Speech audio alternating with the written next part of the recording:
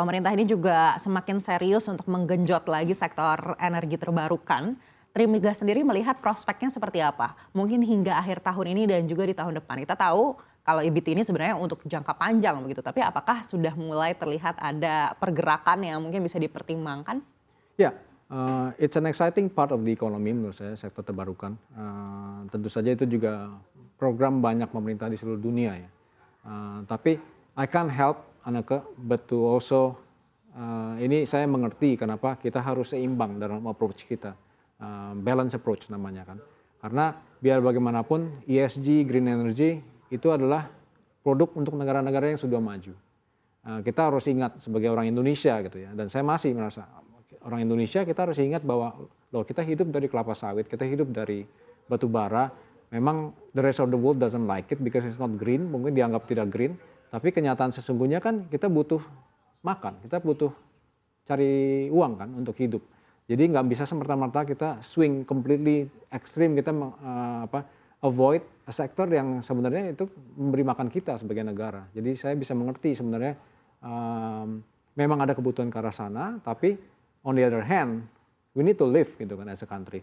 Negara-negara maju mungkin bisa dengan gamblang dan gampang dan mudah bilang oh ini harus dihindari ya demi untuk ya, bukan saya sosialis ya Anneke, tapi untuk mereka yang mereka sudah menikmati selama ini kan hidup mungkin apalagi yang dulu menjajah kita gitu itu sudah menikmati they build enough reserve, but what about us, kita kan negara kita kan masih memang butuh terbantungan itu.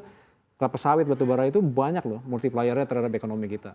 Jadi kita harus balance menurut saya. Kita harus dukung, setuju, tapi juga harus balance. Baik, tapi kalau kita lihat emiten-emiten BUMN sendiri, bahkan itu sebenarnya market cap-nya cukup besar kalau kita lihat begitu. Apakah dari Trimegah ini juga mungkin sudah mengalokasikan portfolionya ke arah sana? Ya, of course we do. Kita sudah alokasikan.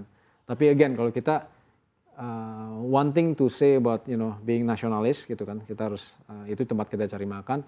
Another thing is about managing portfolio. Managing portfolio, you have to look at fundamental. Memang fundamentalnya kita perhatikan, valuasi seperti apa, sentimennya seperti apa, dan kami lihat apakah ada katalis. Itu kurang lebih yang kita lihat kan selalu. Nah, sentimen industrinya kelihatannya memang ESG banyak support. Fundamentalnya ya kita lihat mana saham-saham yang murah atau tidak. Katalisnya juga kami perhatikan. Saat ini memang ada momentum ke arah sana. Jadi kami perhatikan sebagai investor, horizon kami ada yang jangka pendek, ada yang jangka panjang. Untuk green energy ini kita sih melihat bahwa ya memang butuh, kita tentu saja build exposure di sana. Baik, bagaimana kalau dibandingkan dengan emiten tambang seperti nikel yang juga ini sebenarnya tujuannya adalah untuk energi baru terbarukan begitu nantinya. Anda melihat kalau dibandingkan seperti apa? Ya, untuk nikel sebenarnya kan itu salah satu dari butiran program hilirisasi dari pemerintah sekarang yang saya sangat dukung karena it's very good for our country. Udah saatnya lah kita jangan hanya ekspor barang-barang mentah, tapi kita harus produce juga nikel, kita harus berikutnya apa gitu kan. Harus ada vertical integrationnya, ujung-ujungnya ke arah EV misalnya kan. Nah, saya kira itu menarik tentu saja, and we watch that. Of course kita selalu monitor sebagai investor, kita selalu lihat kalau ada again katalis dan valuasinya menarik, kita selama itu terjadi dan sentimennya bagus karena itu kita akan lakukan investasi. Kalau dibandingkan dengan lainnya tentu saja itu pertimbangan fund manager saya mungkin tidak terlibat langsung dalam mengelola masing-masing portfolio, tapi tentu saja dalam general direction of investment saya terlibat. Gitu. Baik, artinya Trimegah ini belum mengalokasikan dana jumbo untuk ke sektor EBIT atau sektor seperti nikel? Di dalam portfolio kita ada alokasi, tapi tidak semuanya kita khususkan untuk sektor-sektor tersebut. Baik, berikutnya untuk di kuartal terakhir 2023 ini target dari Trimegah seperti apa? Kami masih berpikir bahwa kita sebenarnya target kita untuk IISG akhir tahun ini di atas 7.000. Jadi target kami malah 7.300 lebih. Jadi selama ini kita trap ya, kita selalu terjebak 7.000 sell off selalu. Nah, tapi menurut kita momentum yang sudah dimulai ke arah pesta demokrasi yang akan terjadi tahun depan harusnya bisa mampu menjadi katalis yang cukup kuat untuk mendobrak karena level 7.000 tadi karena valuasi untuk IISG ya, untuk pasar saham kita sangat menarik saat ini.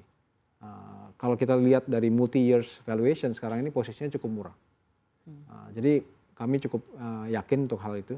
Untuk obligasi misalnya 10 years, secara gamblangnya kita lihat 10 years ke arah mana, upside paling terbanyak menurut kami 6,5 mungkin persen bisa rally. Sekarang udah 6,8an lagi, 6,7. Jadi mungkin rally ke 6,5 tidak banyak. Kalau menurut saya tetap yang tadi saya katakan katalis terbesar adalah rating upgrade. Itu yang kami harapkan 1 tahun plus lagi. Baik, untuk target dana kelolaan seperti apa di Trimegah? Target dana kelolaan, actually industri reksadana is struggling, Anake. It's year to date tuh sekitar flat saja. Dana kelolaan tentu saja kami harapkan bisa bertumbuh mungkin 5-10% lagi dari posisi sekarang. Sulit sebenarnya, tapi dalam 3 bulan apalagi ya. It's gonna be difficult, cuman mungkin kami sekarang posisinya 32,5 triliun aset under kelolaan, mungkin kalau bisa tercapai 34, that will be great for us. Baik, bagaimana di 2024? Tadi Anda sangat optimis sekali ya memandang tahun pemilu ini. Apakah targetnya juga akan ditambah mungkin dari 34 triliun lebih tinggi lagi atau akan sama? Mudah-mudahan dari shareholder tidak menambah target kami. Tapi yes, kita optimistic about next year. Tapi kalau relationshipnya dengan target Trimegah aset contohnya itu tentu saja bergantung dengan produk mix kita dan strategi kita yang bisa saja sangat berbeda ya. Saham boleh saja misalnya very positif, tapi produk mix kita sekarang ini misalnya banyak fixed income gitu ya, dan itu jadi sangat bergantung pada hal tersebut. Baik sekali.